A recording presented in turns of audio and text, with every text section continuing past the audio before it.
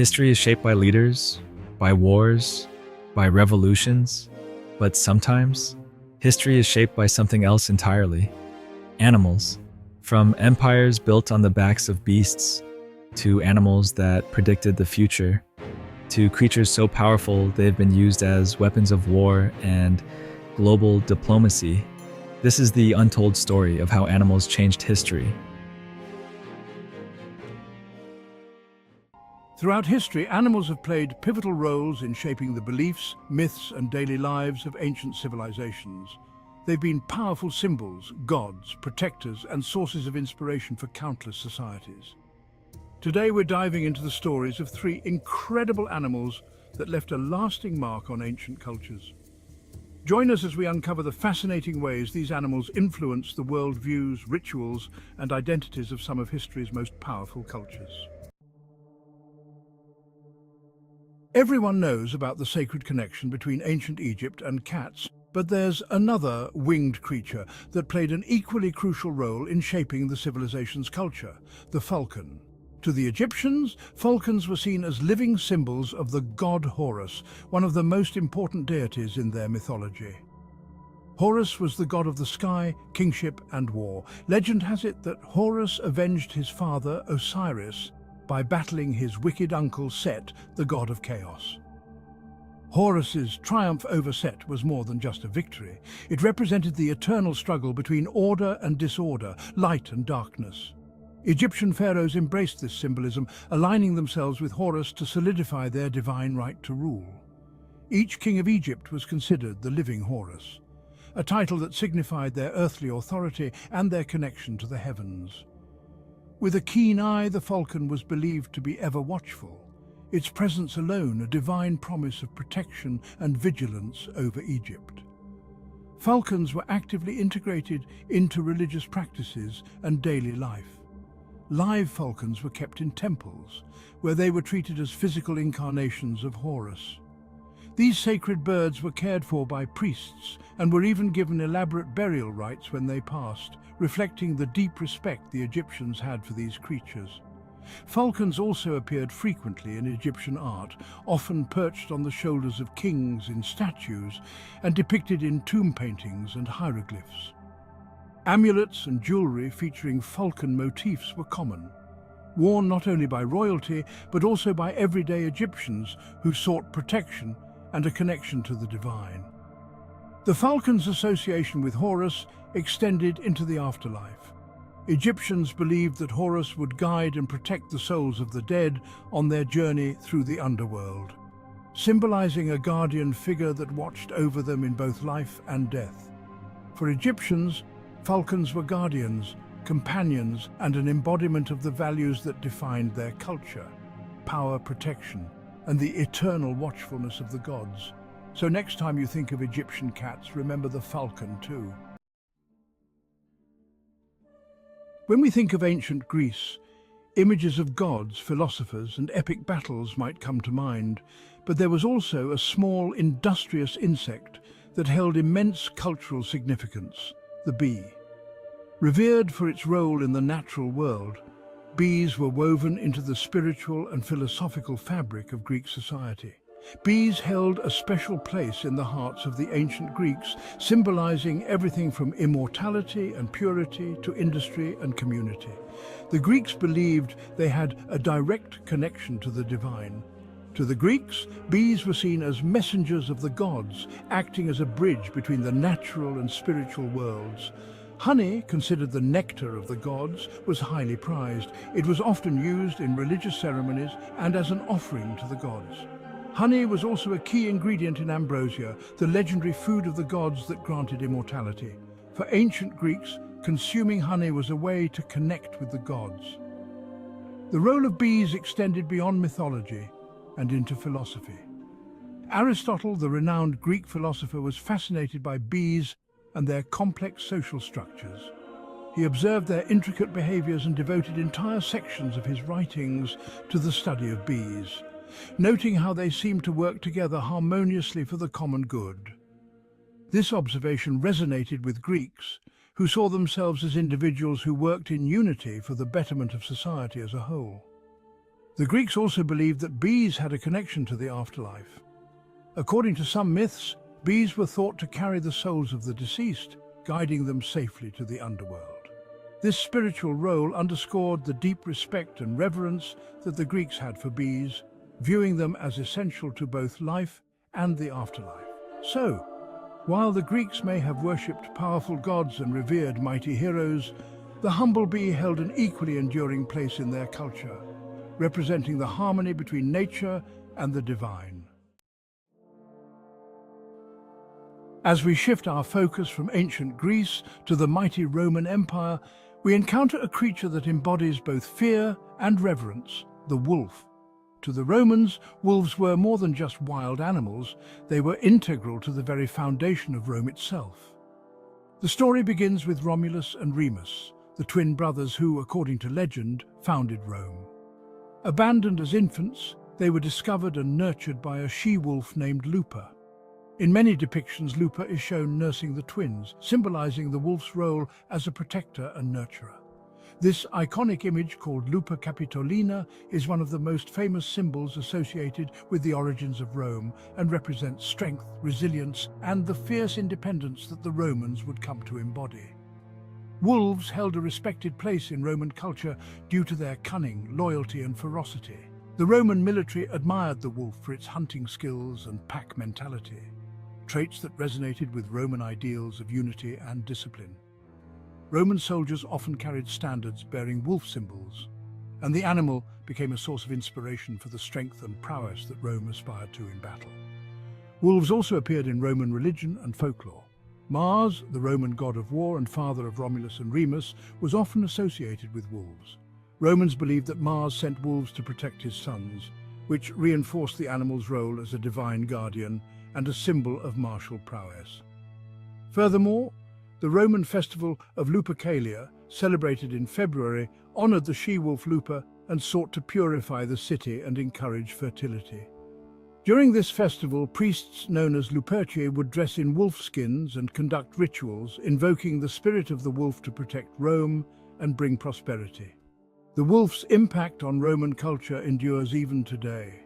The image of the she-wolf and the twins remains an iconic emblem, representing Rome's mythic past and the values that they held dear.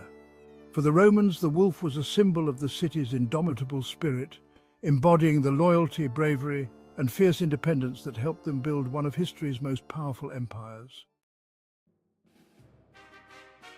From the falcons that soared through the Egyptian skies, to the bees that buzzed through the lives of ancient Greeks and the wolves that guarded the very foundation of Rome, animals have shaped our world in ways that are both profound and enduring.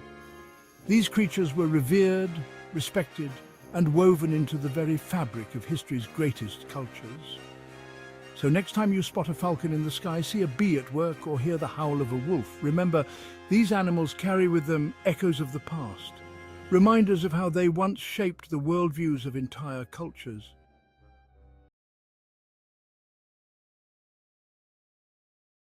Everyone knows Punxsutawney Phil and his weather predictions. But have you heard of the psychic animals who've taken a successful crack at politics? From swine to sharks, these 5 creatures didn't just throw their hats in the ring, they threw in some uncanny predictions for the next president of the United States. Let's dive into the quirky tales of these animal oracles and how they eerily predicted the winners of US elections. In the quaint town of Scott, Arizona, there's a fall tradition that's unlike any other. A swine race at the Scott Pumpkin Patch where prize pigs don't just waddle, they race for glory. But in 2016, this race wasn't just about speed, it was a portent of political tides. Each pig represented a presidential candidate, with one swine stepping in for Donald Trump and another for Hillary Clinton. While the polls pointed one way, the pigs told a different story. In a surprising turn of events, Trump's pig dashed ahead, clinching the win in a clear lead. If only voters had listened to the pork predictors, they might have anticipated what was to come in the November elections. Next up in our parade of political prophets, we have a tale of bears versus squirrels, which might just make you question the intellectual prowess of our furry friends. In a curious twist of fate, while squirrels in South Carolina were busy stocking up acorns for Trump, bears in Russia threw their weight behind Biden. Yes, you heard that right. A bear and a squirrel stepping into the political arena. Imagine a chilly autumn morning and the news breaks. A Siberian bear declares its support, not for local fauna, but for Joe Biden as the future U.S. president. Meanwhile, back in South Carolina, the squirrels, perhaps less in tune with geopolitical nuances or just nuts about Trump, saw a second term for him. It's enough to make you wonder if maybe squirrels should stick to tree politics. Psychic abilities or not, our animal friends never fail to add a sprinkle of unexpected whimsy to our human affairs. Whether it's a tale of squirrels with questionable political insights or bears with a keen nose for presidential winners, it's clear that sometimes nature has its own way of joining in on our human debates. And if history has shown us anything, it's that sometimes the animal kingdom might be onto something. The Great Shark Race of 2016. You might recall a certain social media phenomenon that swept the feeds. Sharks for Trump. Yes, it's as wild as it sounds. In the heart of election season, Nova Southeastern University hosted its first ever shark race to the White House, and it was huge. The participants? None other than a couple of Mako sharks, aptly named Trump Shark and Clinton Shark. As the race heated up, these aquatic competitors swam mile after mile, with Trump Shark ultimately clinching the victory by swimming 652.44 miles, compared to Clinton Shark's 510.07 miles. This unique race was not just a whimsical way to engage with the election season, but also a spotlight on the serious research being conducted at Nova Southeastern University. Dr. Mahmoud Shivji, leading the research, emphasized that while the sharks race was a fun aspect of the election, it also highlighted important behaviors of Mako sharks in the Atlantic Ocean. From logging over 10,000 miles to showcasing different migration patterns, these sharks are teaching us incredible lessons about marine life. Despite the playful undertone of the race, the message remains poignant. Every year, sharks are being killed off in numbers ranging from 70 to 100 million, a grim figure for creatures that reproduce at such low rates. The ongoing research at NSU aims to shine a light on these issues, ensuring that these majestic creatures don't vanish from our oceans. This race might have been lighthearted, but the attention it brought to NSU's mission to understand and preserve marine life is anything but. In the frosty expanse of Krasnoyarsk, Siberia, a zoo has turned into an unlikely battleground for presidential predictions, with the animal kingdom taking a swing at political forecasting. First up, we have Khan, a white Bengal tiger with a knack for politics. In 2020, faced with two watermelons, one carved with Biden's face and the other with Trump's, Khan didn't hesitate. He snubbed Trump's melon and joyously rolled around with Biden's, signaling a blue win in his own tigerish way. Rewind to 2016, and it was a polar bear from the same zoo making the headlines. Presented with similar melon choices, Trump versus Clinton, the polar bear chose Trump's, predicting his win accurately. This series of events has crowned the zoo a true breeding ground for psychic animals, each election season turning these creatures into furry forecasters. Whether it's Khan's playful endorsement of Biden or the polar bear's earlier presidential pick, these animals seem to have a peculiar pulse on American politics. Critics might chuckle at the notion of animal oracles, but in Krasnoyarsk, the tradition of election melons continues to amuse and bemuse viewers worldwide. Remember, while all watermelons were the same, the choices made were uniquely their own, turning this Siberian zoo into an unexpected player in the Game of Thrones. And there you have it. 5 incredible tales of animal oracles that have dipped their paws, fins, and claws into the realm of U.S. presidential elections. Whether these predictions are mere coincidences or a peek into nature's mysterious ways, one thing is certain: they provide a playful and lighthearted twist to the often serious business of politics. Don't forget to like, share, and subscribe for more quirky stories from the corners of the earth. Comment your pet's prediction for the outcome of the next election below. You can own a tiger. You can own an alligator. You can even legally own a lion in some places. But no matter how rich or powerful you are, you will never own a panda. Because China won't let you. Even the pandas you see in American zoos don't belong to the US. They still belong to China. And if China wants them back, they take them.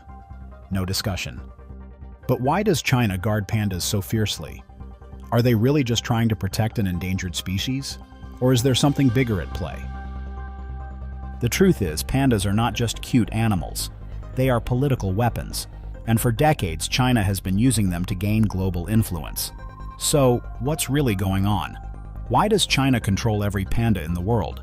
And why will they never let you own one? Let's find out.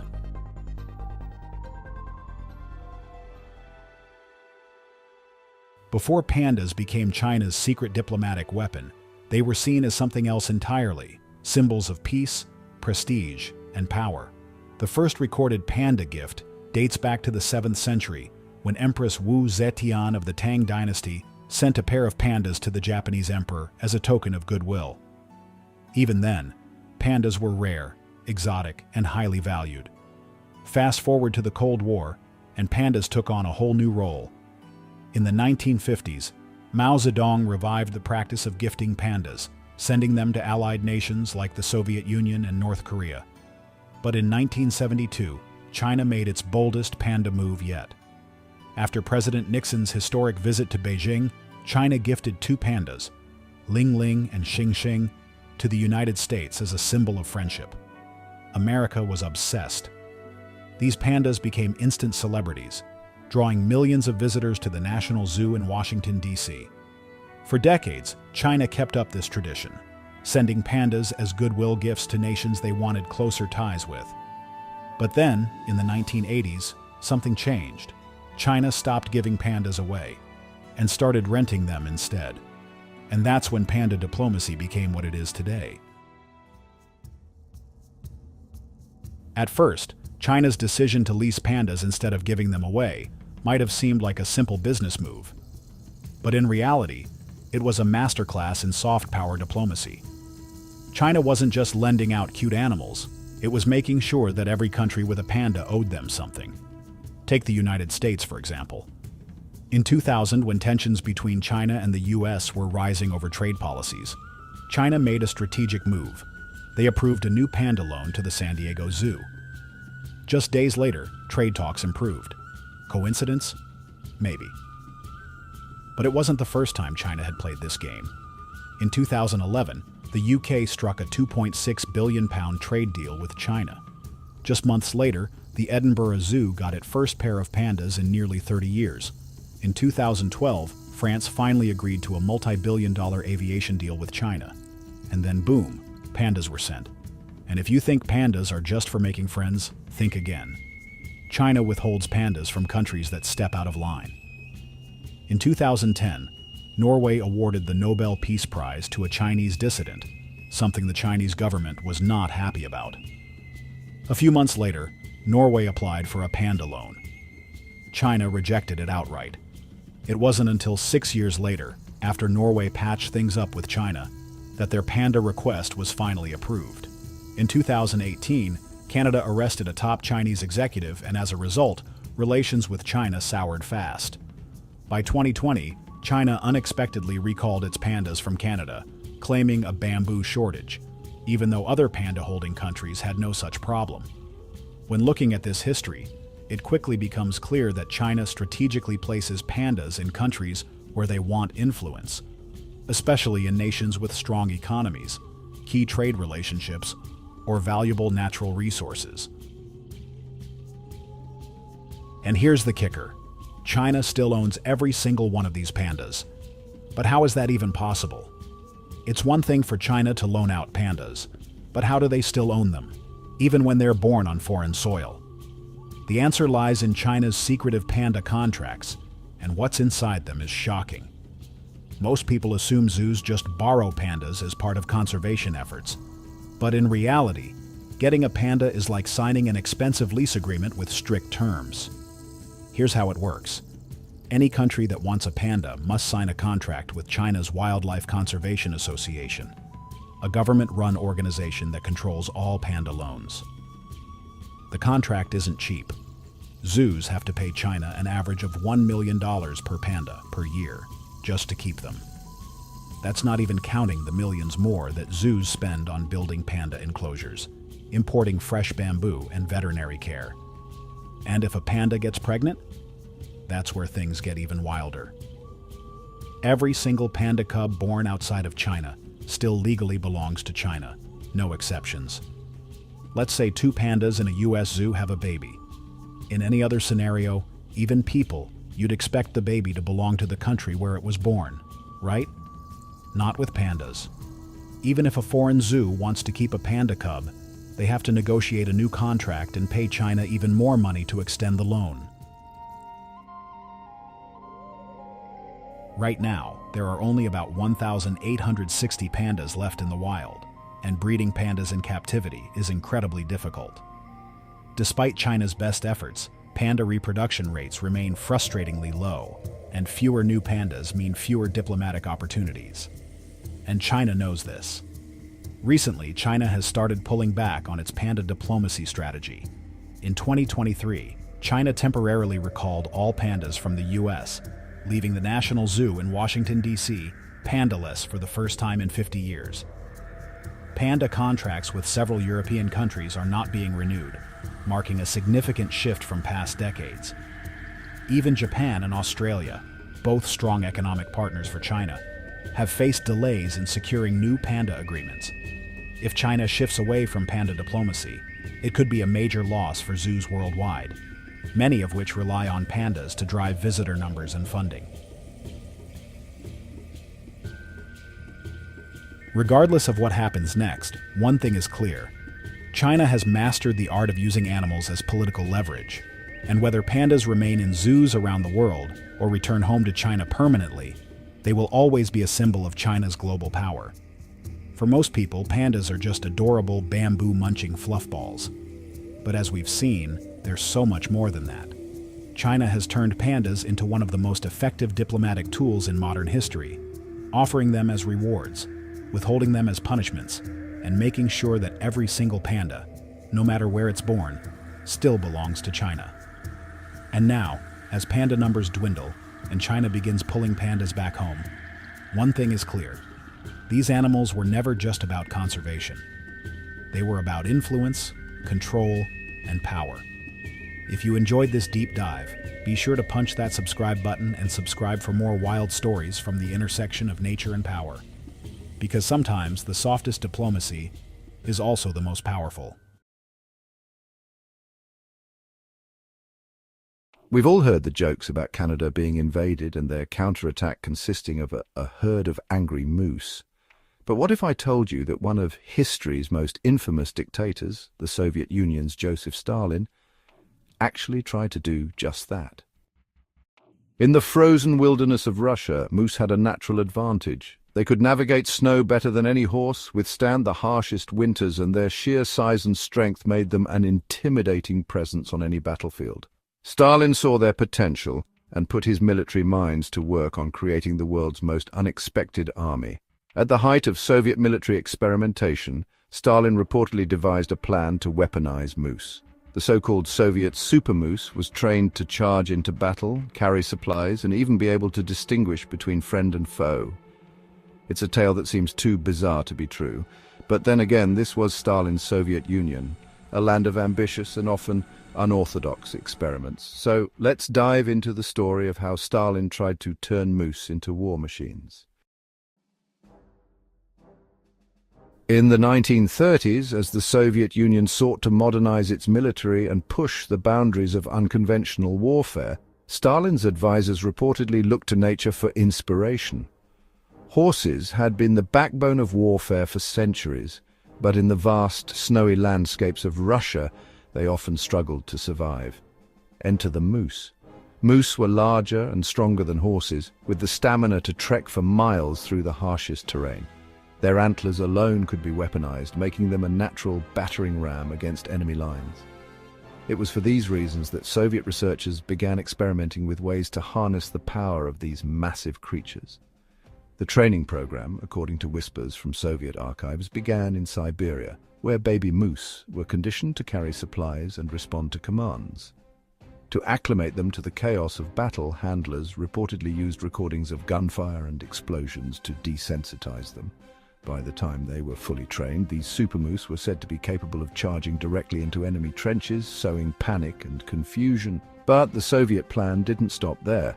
Moose were supposedly trained to differentiate between Soviet and enemy uniforms. Legend has it that their handlers dressed in mock German uniforms to treat them poorly, ensuring that the moose would instinctively attack anyone in the opposing garb.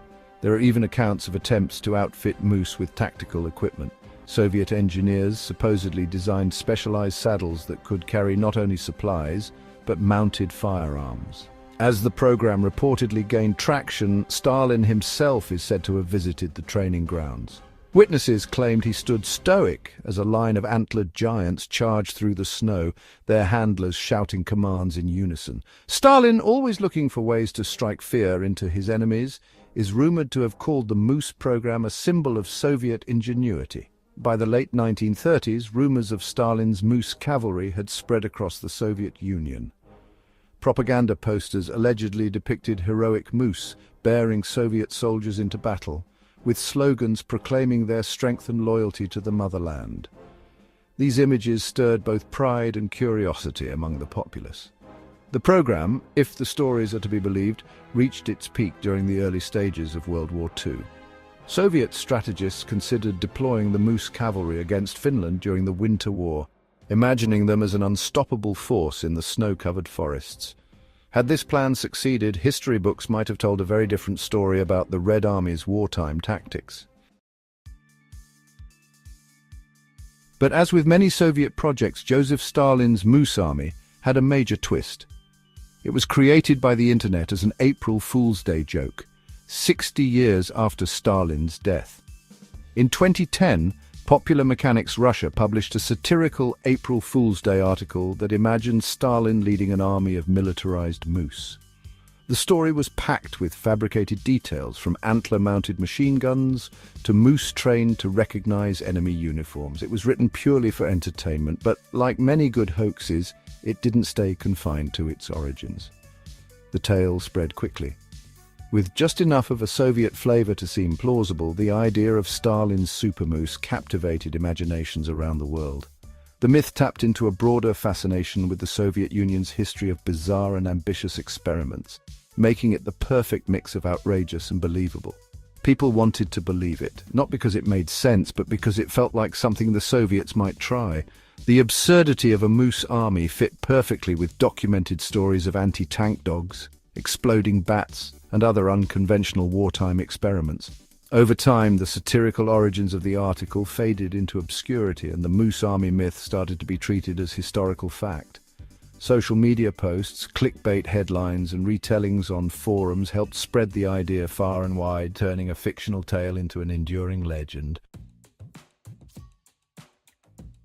But like all good myths, there was a kernel of truth buried beneath the fiction.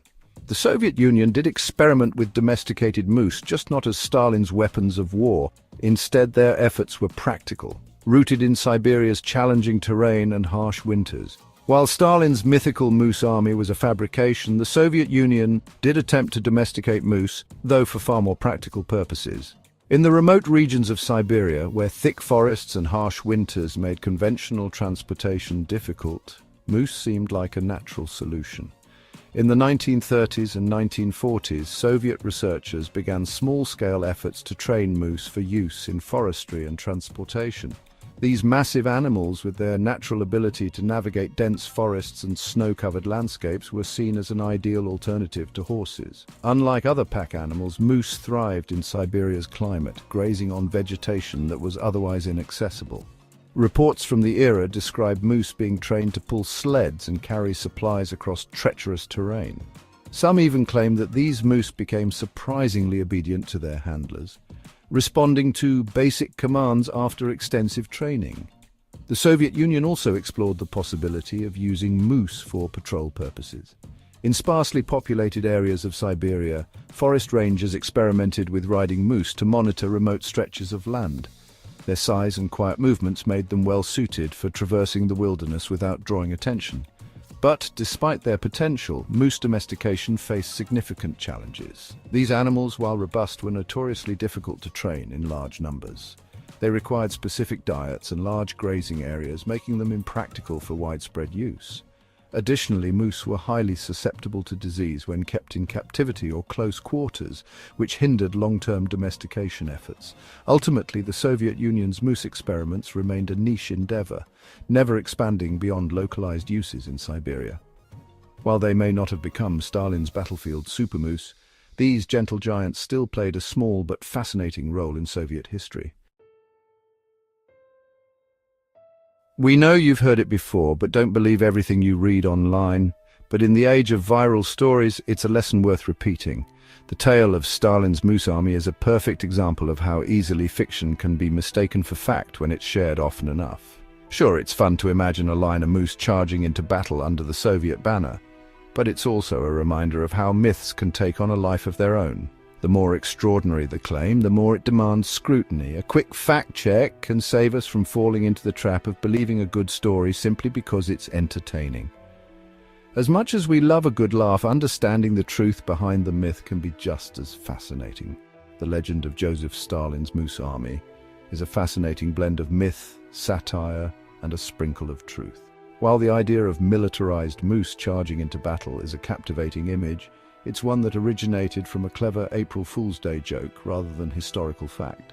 The real story lies in the Soviet Union's practical, but limited, attempts to domesticate moose for transportation and labor in Siberia's harsh terrains. This tale serves as a reminder of the power of storytelling and how easily fiction can blur with reality. It encourages us to question and explore the stories we encounter, digging deeper to uncover the truth behind the legends. History is filled with incredible events, and sometimes the real stories are just as intriguing as the myths. Thank you for joining us on this journey through one of history's more peculiar chapters. Imagine creatures from millions of years ago still roaming the earth today, unchanged and resilient, defying the passage of time. These ancient animals are living links to a prehistoric past, surviving mass extinctions and evolving only minimally over the millennia. While the world around them has transformed dramatically, these extraordinary species have remained remarkably the same. Today, we're diving into the incredible stories of 5 ancient animals that are still alive today. From deep-sea mysteries to creatures that crawl on land, these living fossils provide a fascinating glimpse into life on Earth long before humans ever walked the planet. Let's begin our journey with one of the most extraordinary and unexpected discoveries in modern marine biology, the coelacanth.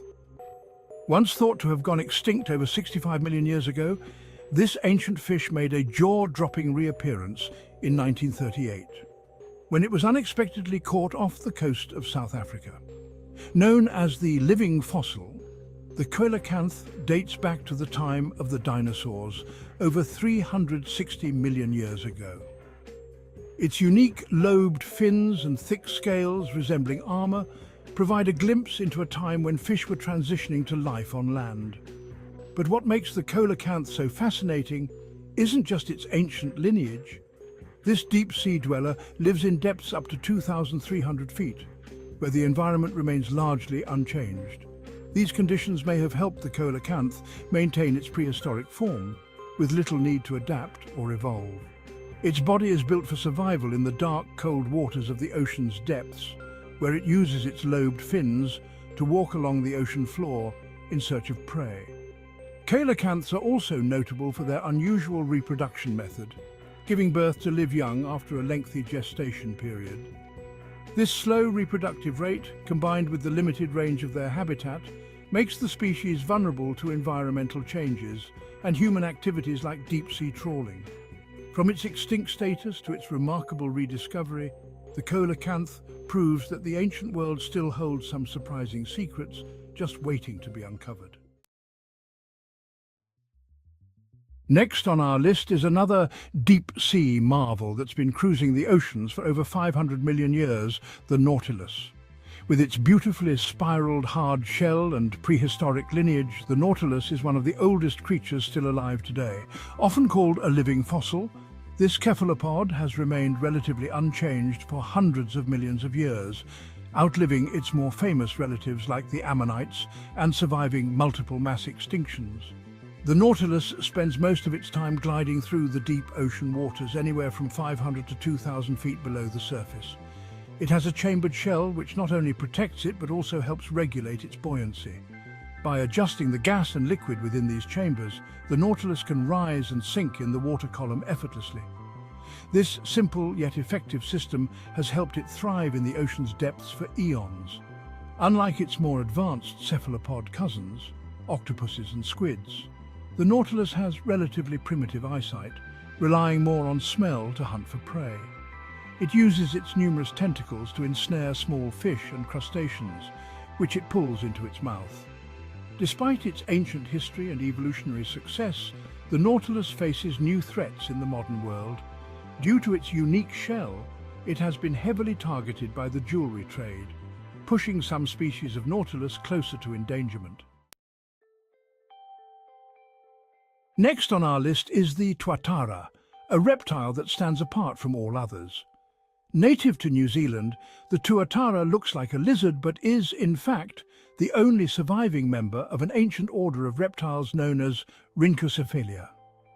These creatures have been around for over 200 million years, predating even the dinosaurs.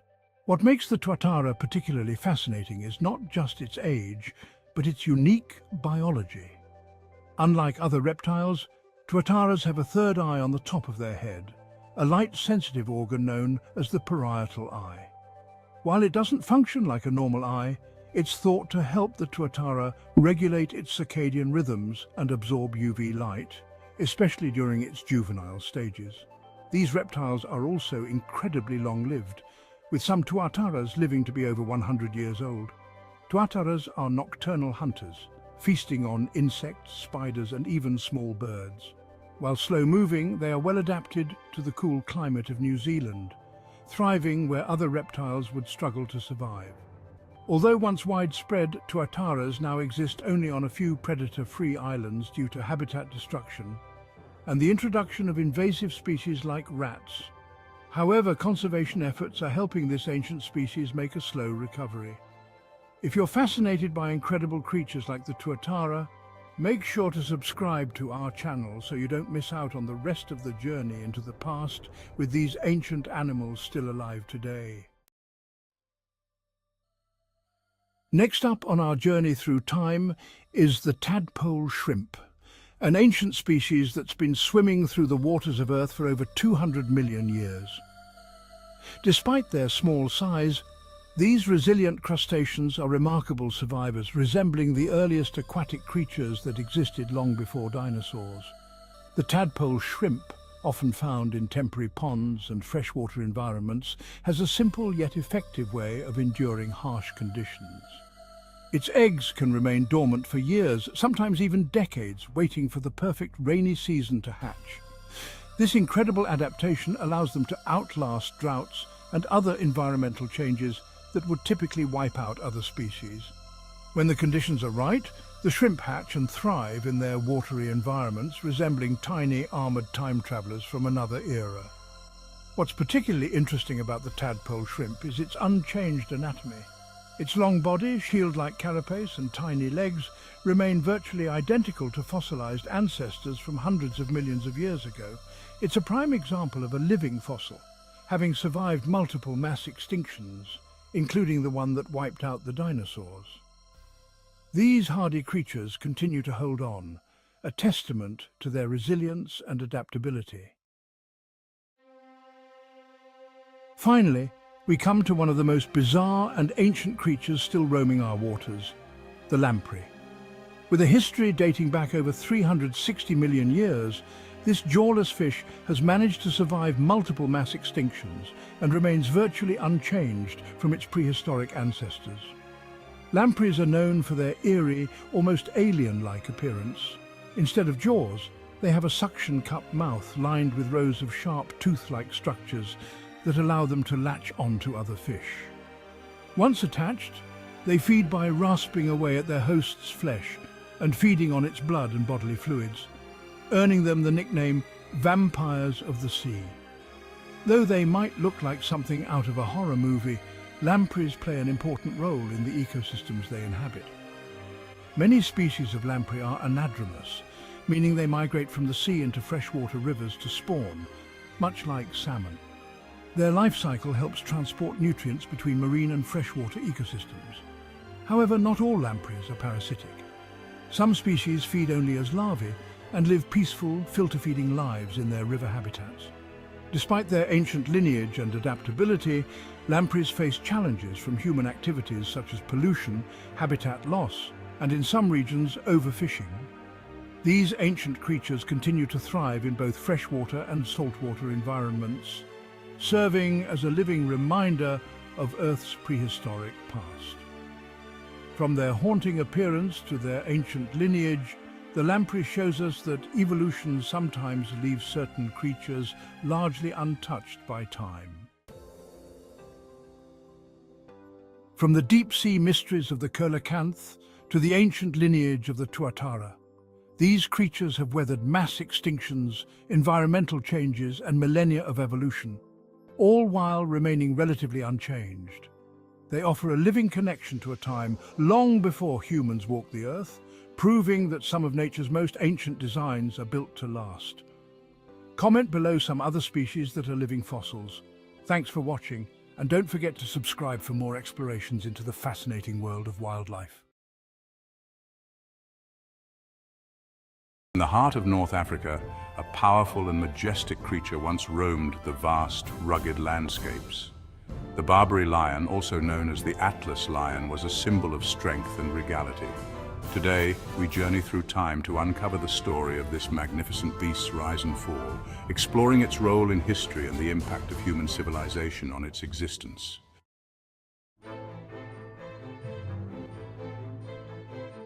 The Barbary lion, a subspecies of the African lion, was native to the Atlas Mountains and the surrounding regions of Morocco, Algeria, and Tunisia.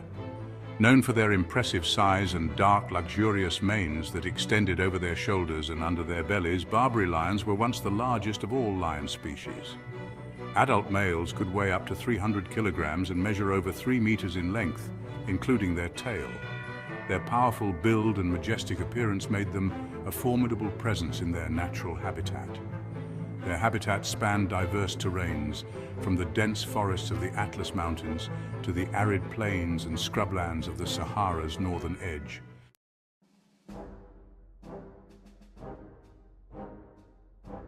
Barbary lions primarily preyed on large herbivores such as Barbary sheep, wild boar, and deer.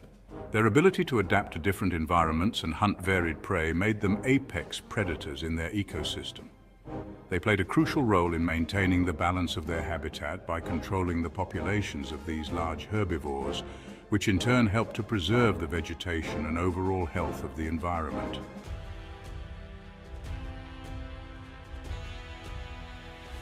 Modern lions, found primarily in sub-Saharan Africa, are generally smaller and have lighter-colored manes compared to their Barbary counterparts.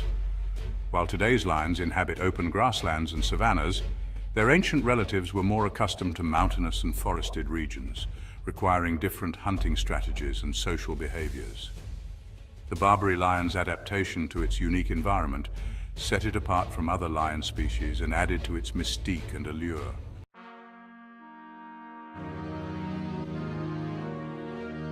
The history of the Barbary lion is intertwined with the history of North Africa itself.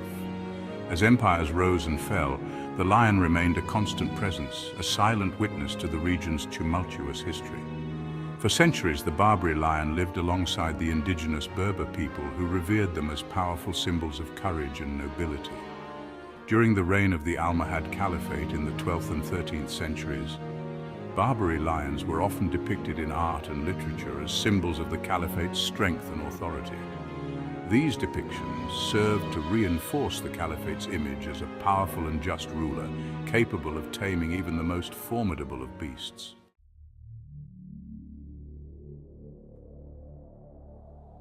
These lions were also captured and used in gladiatorial games in ancient Rome, where they fought against other wild animals and even humans, thrilling audiences with their ferocity and strength. The sight of a Barbary lion in the Colosseum was both a spectacle and a testament to the might of the Roman Empire. Their presence in these games underscored their significance and the high regard in which they were held.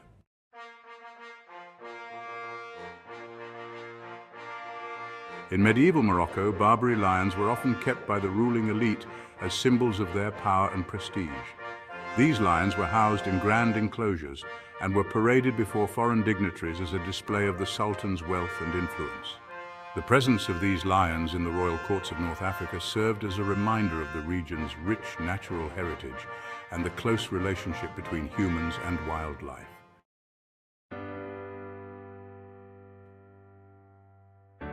As European explorers and naturalists ventured into North Africa in the 18th and 19th centuries, they brought back tales of the Barbary lion to the Western world.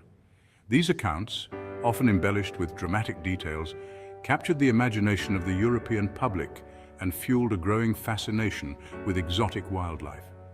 This fascination, however, also had a darker side.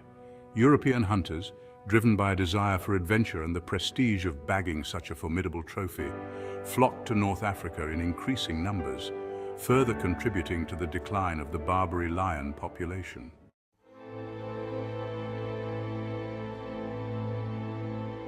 By the 19th century, the fate of the Barbary lion took a tragic turn. Human expansion, deforestation, and hunting for sport and protection led to a dramatic decline in their population. European colonization brought increased hunting pressures as Barbary lions were seen as trophies to be conquered. The thrill of the hunt and the desire to possess such a powerful symbol drove hunters from across the world to seek out these lions.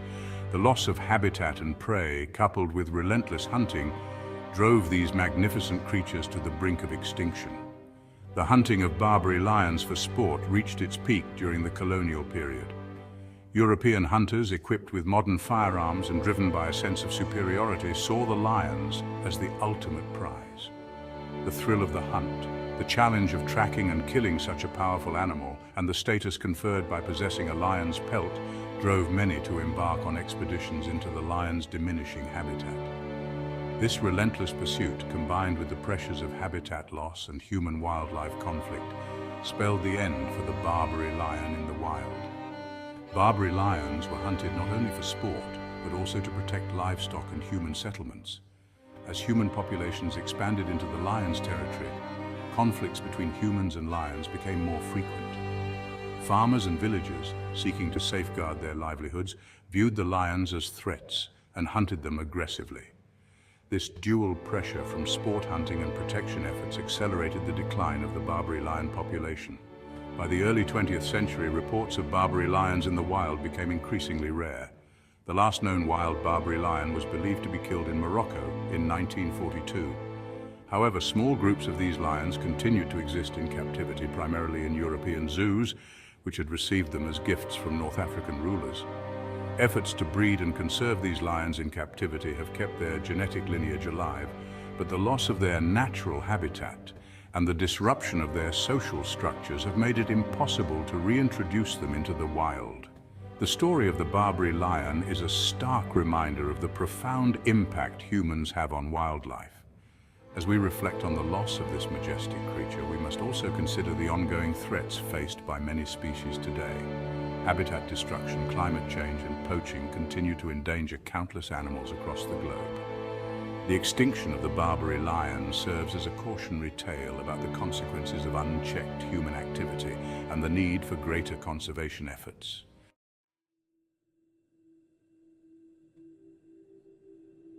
Despite their extinction in the wild, efforts to conserve the Barbary lion's genetic lineage have continued.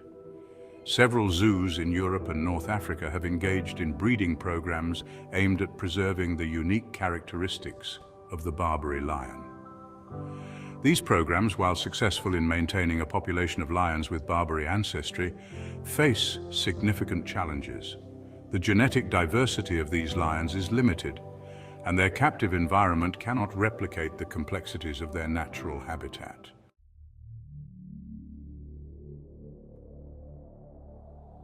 Though the Barbary lion is no longer with us, its legacy endures.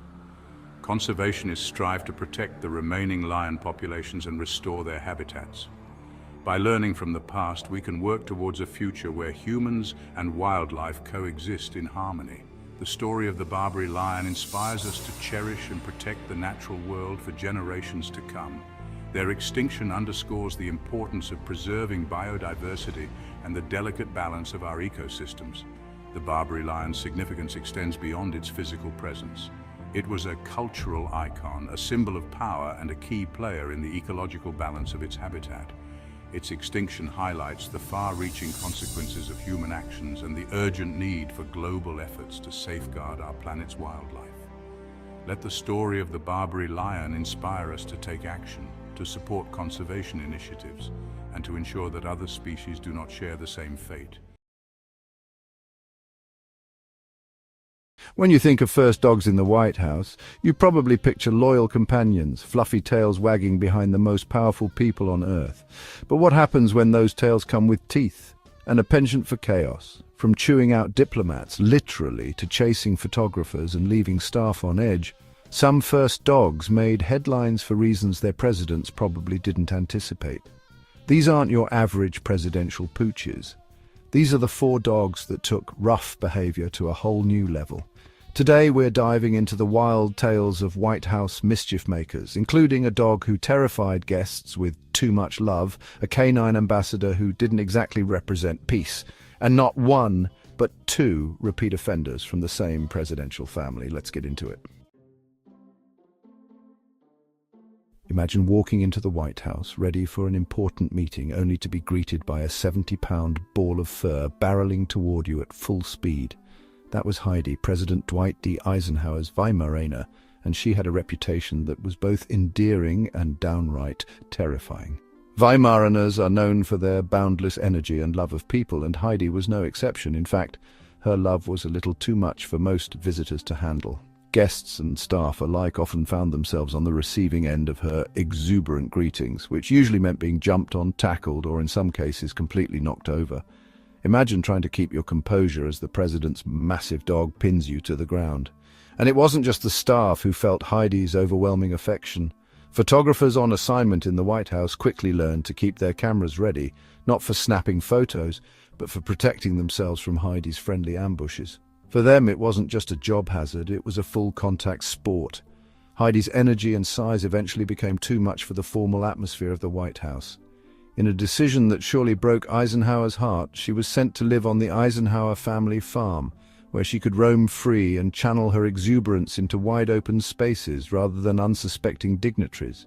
While she may not have been the most diplomatic of first dogs, Heidi's story adds a playful, if chaotic, chapter to the history of White House pets. She wasn't mean or aggressive, just a little too loving for her own good.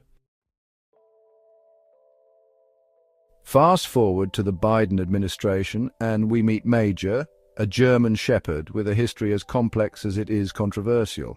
Adopted from a shelter in 2018, Major made history as the first rescue dog to live in the White House, a heartwarming story that quickly turned into headlines for all the wrong reasons. At first, Major's presence was celebrated as a symbol of second chances, but it didn't take long for his behavior to make waves. Unlike Heidi's overly enthusiastic love, Major's issue was more territorial.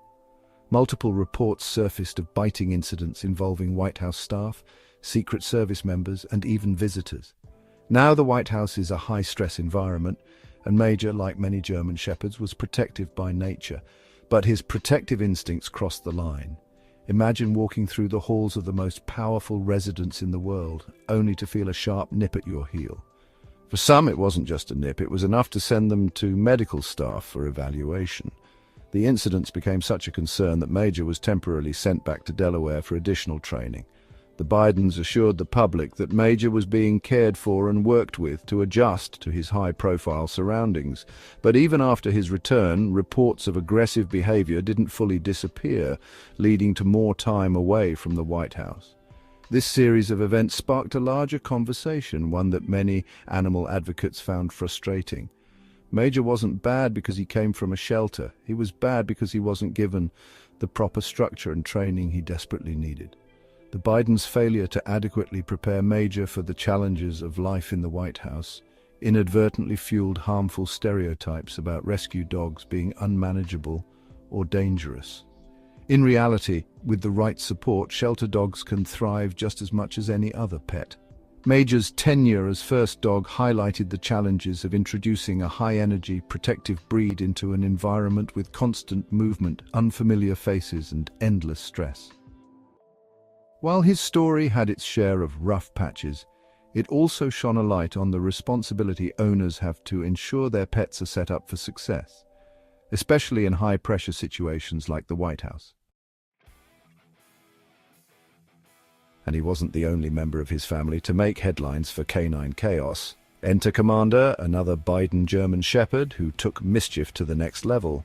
Commander's tenure as first dog brought even more controversy than his predecessor. While Major may have caused a stir, Commander's antics made it clear that the Bidens had a serious rough patch when it came to managing their furry companions.